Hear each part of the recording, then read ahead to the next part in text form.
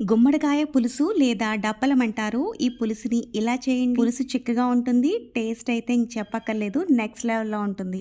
పావు స్పూన్ మెంతులు, అర టీ స్పూన్ ఆవాలు, అర టీ స్పూన్ జీలకర్ర, 1 టేబుల్ స్పూన్ వరకు పచ్చిశనగపప్పును వేసుకుని వేయించుకోవాలి. ఇవి కొంచెం వేగిన తర్వాత తుంచుకున్న ఎండుమిర్చి ముక్కలు, దంచుకున్న వెల్లుల్లి రెమ్మలు, కొద్దిగా కరివేపాకు వేసుకుని పోపంతా బాగా వేగిన తర్వాత చిన్న ముక్కలుగా కట్ చేసుకున్న ఉల్లిపాయ ముక్కలు, పొడవుగా చీల్చుకున్న పచ్చిమిర్చి ముక్కలు, ఉల్లిపాయలకు సరిపడా ఉప్పు, కొద్దిగా పసుపు వేసుకుని ఉల్లిపాయ ముక్కలు ఇలా సాఫ్ట్ గా మగ్గిన తర్వాత గుమ్మడి ముక్కలు వేసుకుని ఇందులోకి 1.5 టేబుల్ స్పూన్ల వరకు కారం, 1.5 టేబుల్ స్పూన్ల వరకు ధనియాలు, జీలకర్ర పొడి వేసుకోవాలి.